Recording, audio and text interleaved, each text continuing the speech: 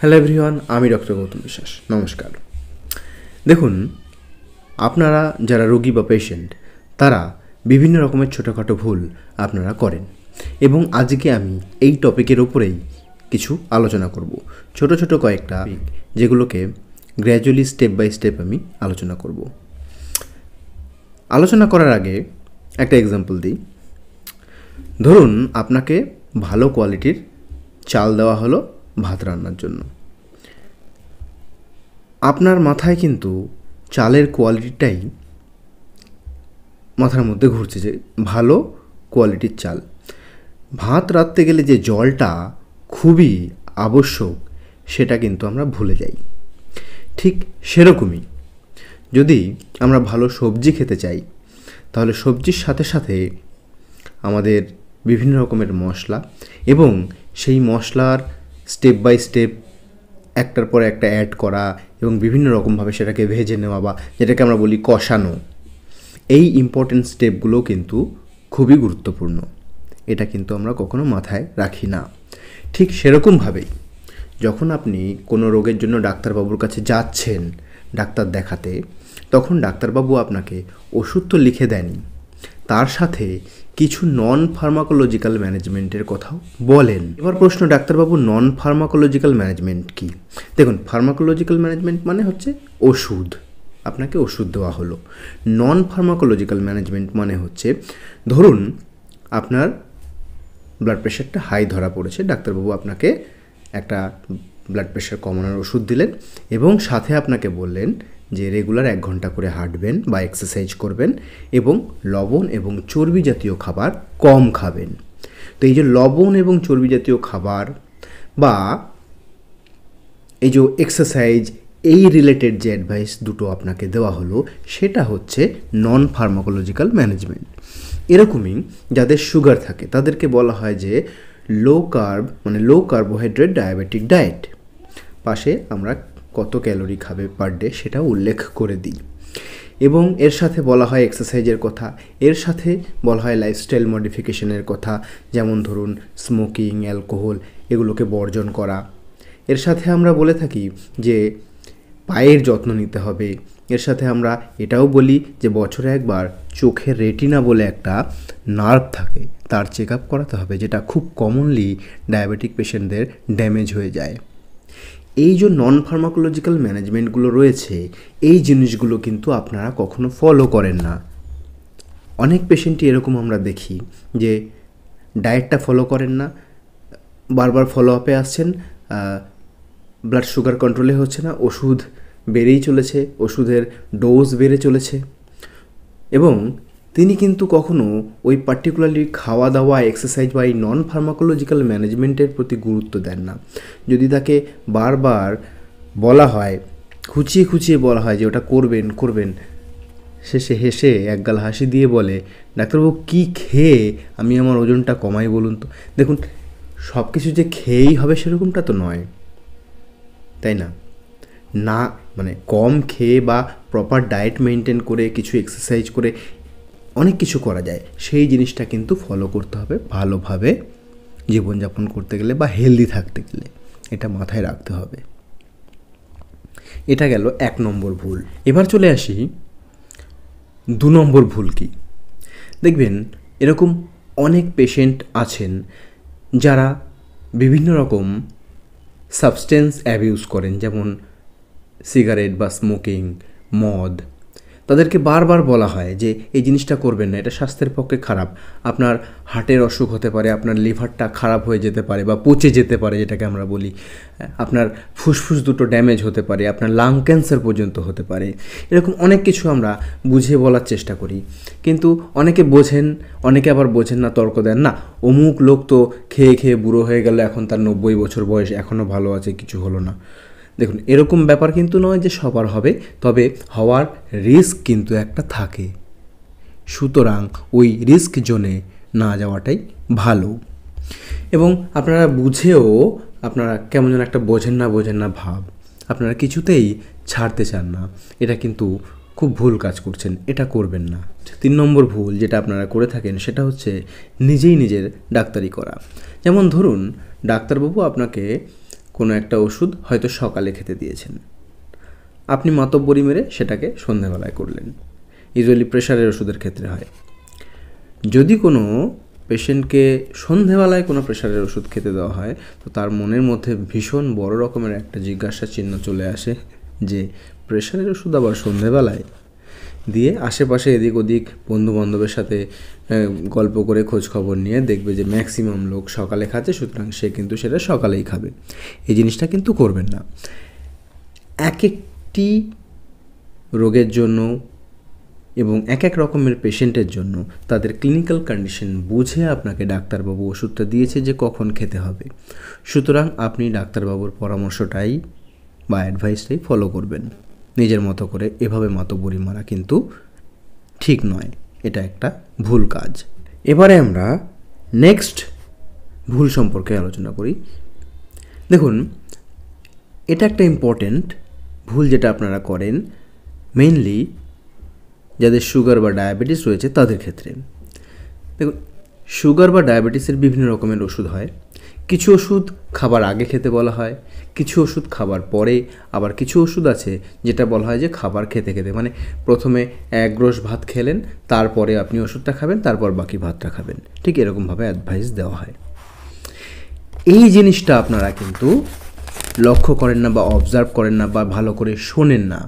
ডাক্তারবাবুকে দেখালেন, ডাক্তারবাবু হয়তো বলল, বাড়ি গিয়ে এই জিনিসটা মাথাতেই নেই। তখন এবার মনের মধ্যে প্রশ্ন যে ওষুধটা কখন খাবো, খাবার আগে না পরে, খাবার সাথে নাকি অন্য সময়, এবং একটা বড় গণ্ডগোল করে বসেন, ওষুধটা টাইমে খাওয়া হয় না এবং সেখান থেকে কিন্তু সমস্যা আসতে পারে। এবার চলে আসুন আমরা ইনহেলার নিয়ে কিছু ভুল যেগুলো আপনারা প্র্যাকটিস করেন সেটা নিয়ে আলোচনা করি। দেখুন, যে সমস্ত পেশেন্টের ইনহেলার চলছে বা শুরু করা হয়, ধরুন আপনি একটা সমস্যা নিয়ে ডাক্তারবাবুর কাছে এলেন, শ্বাসকষ্ট হচ্ছে বা অনেক দিন ধরে বিড়ি খাচ্ছেন, কাশি হচ্ছে, কাশি কমছে না, তো সেক্ষেত্রে আপনার ডাক্তারবাবু আপনাকে ইনহেলার প্রেসক্রাইব করলো। এবার সব থেকে বড় প্রশ্ন, ডাক্তারবাবু ইনহেলার কি নিতেই হবে? আমি তো শুনেছি যে ইনহেলার নিলে আবার মানে শুরু করলে নিয়েই যেতে হয়। তো এটা একটা ভুল।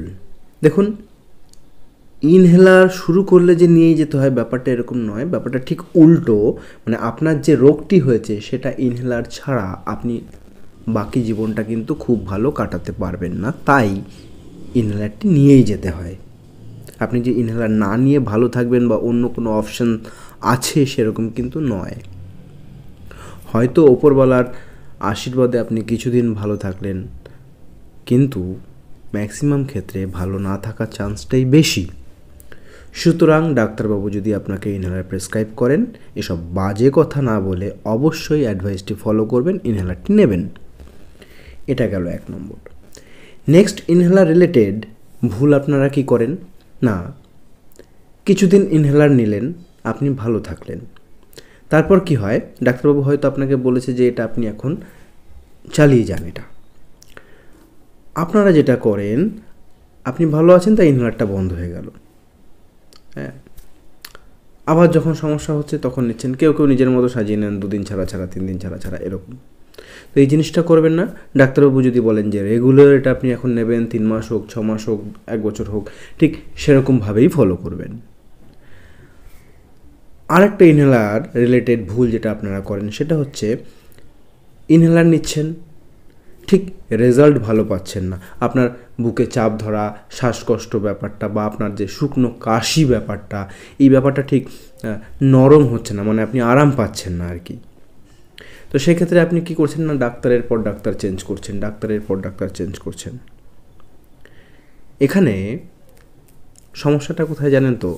সমস্যাটা হচ্ছে ইনহেলার নেওয়ার কিছু স্পেশাল টেকনিক আছে যেটা ডাক্তারবাবু আপনাকে বুঝিয়েছেন, কিন্তু আপনি ওটাকে ওভারলুক করে গেছেন। আপনি জাস্ট বাড়িতে ইনহেলার রেডি করছেন আর করে টেনে নিচ্ছেন, কিন্তু যে প্রপার টেকনিকে ইনহেলার নিতে হয়, যেটা ডাক্তারবাবু আপনাকে বুঝিয়েছে বা ডেমনস্ট্রেট করেছে, সেটা আপনি ফলো করছেন না। অনেকেই করেন না। ইনিশিয়ালি যারা জানেন, বোঝেন, করেন, তারপর অত হ্যাপা করে ইনহেলার নিতে পারবো না, এরকম একটা জিনিস মাথার মধ্যে ঢুকে যায়। তো আমি যেটা বলছি যে ইনহেলার নেওয়ার টেকনিকটা কিন্তু ফলো করতে হবে। আর একটা ভুল ইনহেলার রিলেটেড হয়ে থাকে, সেটা হচ্ছে ডাক্তারবাবু আপনাদের বলে দেন যে ইনহেলার নেওয়ার পরে কিন্তু মুখটা কুলুকুচু করে জল দিয়ে ধুতে হবে। এটাও আপনারা ফলো করেন না, এবং তার ফলস্বরূপ আমরা কি পাই না, দেখবেন জিভের মধ্যে বা মুখের ভেতরে সাদা ছোপ ছোপ ছোপ ছোপ ফাঙ্গাস জন্মে যায়, যেটাকে আমরা বলি যে ওরাল ক্যান্ডিডিয়াসিস। এবং অনেক দিন যাবৎ যদি এর চিকিৎসা না হয় তাহলে কিন্তু এটা আস্তে আস্তে বাড়তে থাকে এবং ওরাল থেকে সেটা ইসোফেজিয়াল ক্যান্ডিডিয়াসিসও ডেভেলপ করে, মানে আপনার খাদ্যনালীর ভেতরের দিকে ওটা প্রোগ্রেস করতে থাকে। সুতরাং এই ভুলগুলো একদম করবেন না। নেক্সট আরেকটা ভুল যেটা আপনারা করেন সেটা হচ্ছে এক্সপেরিমেন্ট করা। কি এক্সপেরিমেন্ট না, ইউজুয়ালি এটা হয়ে থাকে ক্রনিক রোগের ক্ষেত্রে, যে সমস্ত রোগের ওষুধ দীর্ঘদিন যাবৎ চলছে।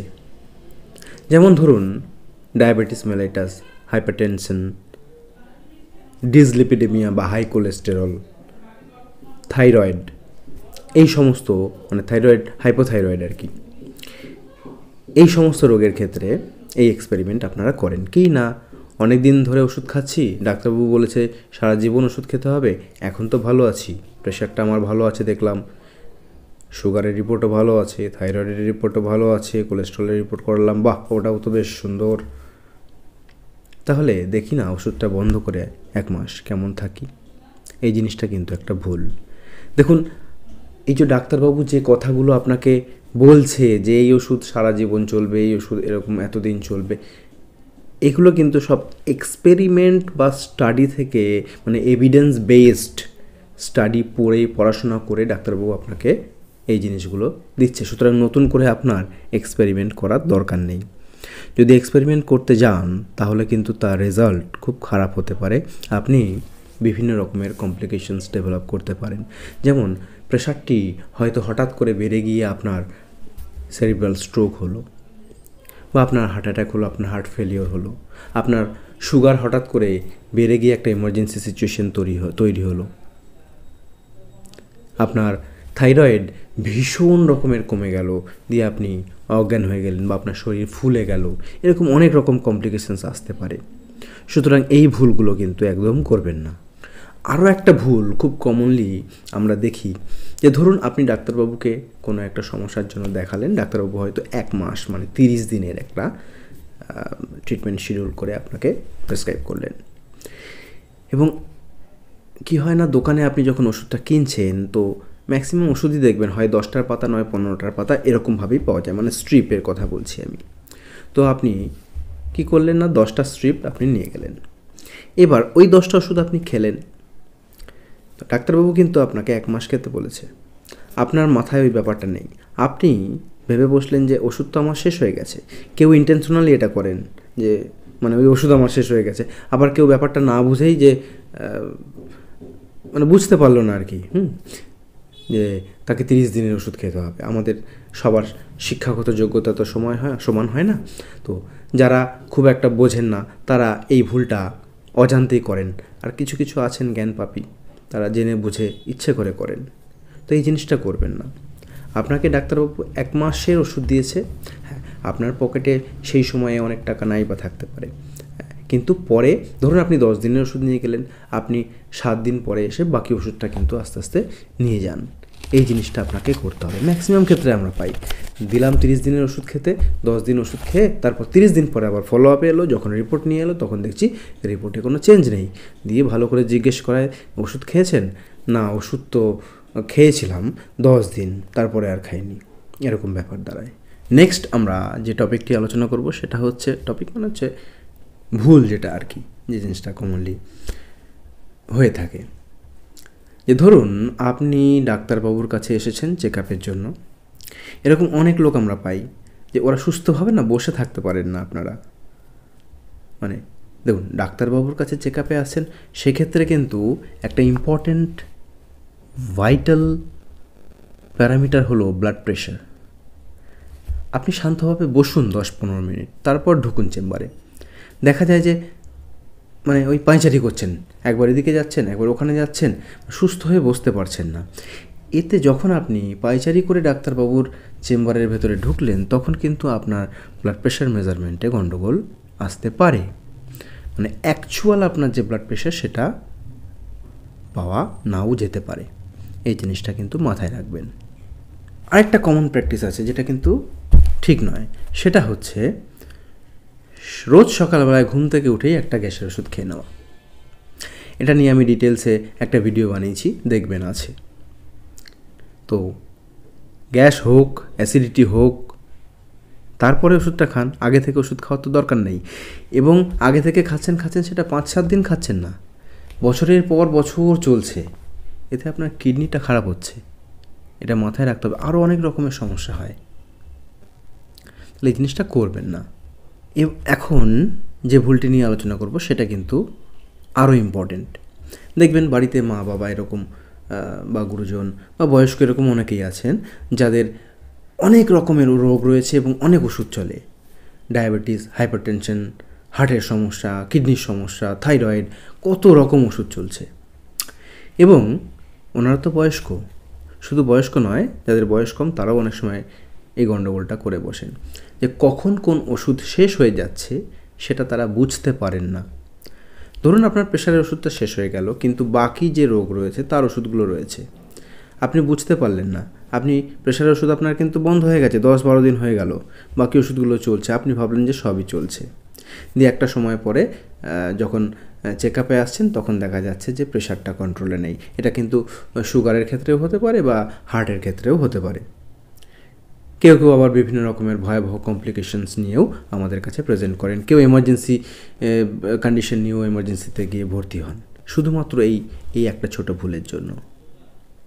তো যদি নিজে থেকে পারেন, সম্ভব হয়, আলাদা আলাদা কৌটো করে নিন যে এটা প্রেশারের ওষুধ, এটা সুগারের ওষুধ, এটা থাইরয়েডের, এটা হার্টের ওষুধ, ঠিক আছে। যখন যে কৌটোটা শেষ হবে বা মোটামুটি 5-7 দিন আগে আপনি বুঝতে পারছেন যে ওষুধটা কমে এসেছে, তখন আপনি সেই ওষুধটা আরও কিনে এনে কৌটোটা ভরাট করুন। এই জিনিসটা একটু ফলো করতে হবে। বা বাড়িতে যারা বোঝেন ব্যাপারটা, চিকিৎসা সম্পর্কে যাদের একটু হলেও আইডিয়া আছে, যারা একটু হলেও সিরিয়াস ব্যাপারটা নিয়ে, তাদেরকে বলবো যে একটু গুরুজনদের ওষুধের ব্যাপারটা 1 সপ্তাহ হোক 2 সপ্তাহ হোক পরপর চেক করবেন যে কোন ওষুধ আছে, কোন ওষুধ নেই। যদি না থাকে বা যদি কমে যায় তাহলে কিনে এনে সেটাকে, সেই ঘাটতিটা পূরণ করুন। তাহলে রেগুলার ওষুধ খাওয়া হবে, শরীর ভালো থাকবে। দেখুন, এরকম অনেক ভুলই কিন্তু আপনারা বা আমরা করে থাকি। সুতরাং এই ভুলগুলো শোধরাতে হবে। এই ভিডিও তৈরির উদ্দেশ্য এটাই যে একটা পাবলিক অ্যাওয়ারনেস তৈরি করা। আপনারা আপনাদের চিকিৎসা সম্পর্কে, আপনাদের শরীর স্বাস্থ্য সম্পর্কে অবগত হন, জানুন, বুঝুন, সিরিয়াস হন। সিরিয়াস না হলে কিন্তু এই ভুলগুলো কারেক্ট করা সম্ভব নয়। আজকের প্রথম টপিক হলো কিনা ফলো আপে না আসা, মানে ফলো আপ কনসালটেশনে না আসা। ফলো আপ কনসালটেশন কী জিনিস? ধরুন আপনি ডাক্তারবাবুকে আপনার কোনো একটা সমস্যার জন্য প্রথমবার গিয়ে দেখালেন। ডাক্তারবাবু আপনাকে প্রেসক্রিপশন কমপ্লিট করে আপনাকে অ্যাডভাইস করলেন যে এই ওষুধগুলো খান, এই রিপোর্টগুলো করিয়ে দেখিয়ে যাবেন, এবং 1 মাস পর হোক, 2 সপ্তাহ পর হোক, অমুক দিনে আপনি নেক্সট আবার দেখাতে আসবেন বা চেক আপে আসবেন। তো এই সেকেন্ড কনসালটেশন অনওয়ার্ড আপনার কিন্তু প্রত্যেকটা কনসালটেশনই হচ্ছে ফলো আপ কনসালটেশন। তো ম্যাক্সিমাম পেশেন্ট কী করেন না, ফলো আপ কনসালটেশনে আসেন না। প্রথমবার ওষুধ খেয়ে মোটামুটি একটু ভালো ফিল করলেন, শরীরটা সুস্থ হলো কিছুটা, দিয়ে ওষুধ খাওয়া বন্ধ, ডাক্তারের কথাও ভুলে গেলেন, স্বাস্থ্যের কথাও ভুলে গেলেন, আর ফলো আপ বলে যে কোনো একটা বস্তু বা বিষয় আছে সে জিনিসটাও মাথায় নেই। এটা করলে কিন্তু হবে না। দেখুন, প্রত্যেকটা রোগের চিকিৎসা পদ্ধতির কিছু নিয়ম থাকে, আমরা স্টেপ বাই স্টেপ সেই নিয়মগুলো ফলো করি। সুতরাং আপনি যদি ফলো আপে আসেন তাহলে আপনার চিকিৎসা পদ্ধতিটা কমপ্লিট হবে, আদারওয়াইজ এটা ইনকমপ্লিট থেকে যাবে এবং আপনি যে রোগের জন্য ডাক্তারবাবুকে দেখাচ্ছিলেন সেই রোগ কিন্তু কন্ট্রোল হলো না বা সমূলে উৎপাদিত হলো না।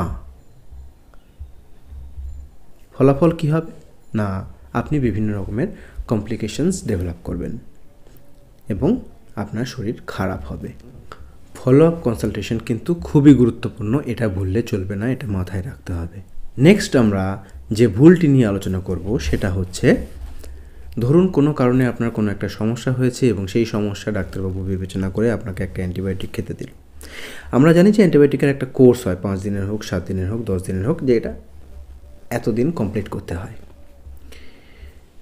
ইউজুয়ালি আমরা যেটা পাই ম্যাক্সিমাম ক্ষেত্রে, কেউ কেউ আছেন অ্যাডভাইসটা ফলো করেন কমপ্লিটলি, কিন্তু ম্যাক্সিমাম যারা কী করে, মানে ম্যাক্সিমাম কিছু মানুষ আছেন বা পেশেন্ট আছেন, তারা কি করেন না, 2 দিন 3 দিন ওষুধটা খাওয়ার পরে যখন শরীরটা একটু ভালো হয় আপনারা অ্যান্টিবায়োটিকটা বন্ধ করে দেন। এটা কিন্তু করবেন না, এটা ঠিক নয়। যদি এই জিনিসটা করেন তাহলে কি হবে না, অ্যান্টিবায়োটিক রেজিস্ট্যান্স বলে একটা জিনিস হয়, সেটা ডেভেলপ করবে এবং সেটা আপনার পক্ষে এবং সমাজের পক্ষে ক্ষতিকারক।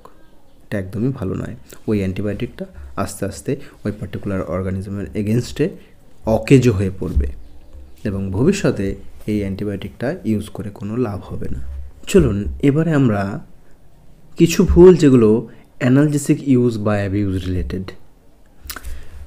ধরুন আপনার কোনো এক সময় শরীরের কোথাও ব্যথা রিলেটেড কোনো সমস্যা হয়েছিল, আপনি ডাক্তারবাবুকে দেখালেন এবং ডাক্তারবাবু কিছু মেডিকেশন প্রেসক্রাইব করলেন, সেটা আপনি খেয়ে তখন সুস্থ হয়েছিলেন। সমস্যাটা শুরু হয়, ধরুন বাড়ির কারোর কোনো একটা ওরকম ব্যথা রিলেটেড সমস্যা হলো, তখন ইউজুয়ালি আপনারা যেটা করে থাকেন কিনা, আপনার প্রেসক্রিপশনটা বার করে ওইখানে যে ব্যথার ওষুধটা লেখা আছে সেই ওষুধটা দোকান থেকে কিনে এনে, কখনো কখনো মুখে বলে, নামটা মনে যদি থাকে তো ওই ওষুধটা এনে আপনার বাড়ির লোককে খাওয়ালেন। এই প্র্যাকটিসটা কিন্তু ভুল। আদৌ ওই ব্যথার ওষুধটা আপনার রিলেটিভের ক্ষেত্রে অ্যাকিউরেট কিনা সেটা আপনি কিন্তু জানেন না, সেটা ডাক্তারবাবু ছাড়া জানা সম্ভব নয়, 1 নম্বর।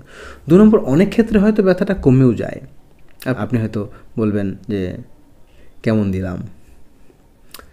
তো দেখুন, ডাক্তারবাবু আপনাকে যে ওষুধগুলো প্রেসক্রাইব করেন সেটা আপনার রোগের সিভিয়ারিটি ভেবে এবং রিস্ক বেনিফিট যে একটা রেশিও থাকে সেটা ভেবে, যেখানে বেনিফিটটা বেশি সেই জিনিসটা ভেবে কিন্তু ডাক্তারবাবু আপনাকে ওষুধগুলো প্রেসক্রাইব করেন। আপনি কিন্তু ওইভাবে ভাবতে পারবেন না। আপনি হয়তো ব্যথাটা কমিয়ে মনে মনে ভাববেন কেমন দিলাম। সুতরাং এই জিনিসটা করবেন না, এতে কিন্তু আপনার পেশেন্টের ক্ষতি হবে। ব্যথার ওষুধ যদি ঠিকভাবে ব্যবহার না করেন তাহলে আপনার লিভার খারাপ হতে পারে, ইভেন আপনার খাদ্যনালীতে আলসার পর্যন্ত হতে পারে, আপনার কিডনি খারাপ হতে পারে। এই জিনিসগুলো কিন্তু একটু মাথায় রাখবেন। বিভিন্ন রকমের ব্যথার ওষুধ আছে, সব ওষুধ সবার জন্য নয়। এটা শুধুমাত্র একজন ডাক্তারবাবুই বুঝে শুনে দেখে কার জন্য কোনটা অ্যাডিকুয়েট বা অ্যাকিউরেট সেটা তিনি প্রেসক্রাইব করতে পারেন। এটা একটু মাথায় রাখবেন।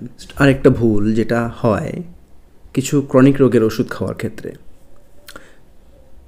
একটা এক্সাম্পল দিই। ধরুন আপনাকে প্রেশারের ওষুধটা খাওয়ার সময় ডাক্তারবাবু বলে দিয়েছেন যে কাউকে হয়তো সন্ধ্যে 7টা বা কাউকে সকাল 7টা, এরকম আমরা ইউজুয়ালি বলে থাকি, যার যেটা মানে যার ক্ষেত্রে যেটা প্রযোজ্য। তো কোনো একদিন কোনো এক কারণে ফ্যামিলি ইস্যুস হতে পারে বা অন্য কোনো পার্সোনাল প্রবলেম থাকতে পারে, বা আপনি হয়তো ভুলেই গেছেন যে ওষুধটা আপনার সেদিন খাওয়া হয়নি, এবং যখন আপনার মনে পড়লো তখন আপনি দেখলেন ঘন্টা 2 কেটে গেছে এবং আপনি ভাবলেন আমার তো ওষুধটা 7টায় খাওয়ার কথা ছিল, এখন তো 9টা বেজে গেছে। এবার প্রশ্ন হচ্ছে, এবার কি করব? ওষুধটা কি আমি খাবো? মোটামুটি ম্যাক্সিমাম পেশেন্টের ক্ষেত্রে দেখা যায় যে তারা ওষুধটা খায় না। তারা যে আজকে তো ওষুধ খাওয়ার টাইমটা পেরিয়ে গেছে, সুতরাং আজকে আর ওষুধটা খাবো না, কালকে একেবারে খাবো। তো আপনাদেরকে বলবো এই জিনিসটা করবেন না। যদি খুব বেশি লেট না হয়ে গিয়ে থাকে তাহলে আপনি ওষুধটা খেয়ে নেবেন। আদারওয়াইজ ওই একটা দিনে কিন্তু আপনার প্রেশারটা হঠাৎ করে বেড়ে গিয়ে সমস্যা হতে পারে। এই জিনিসটা একটু মাথায় রাখবেন। ধন্যবাদ।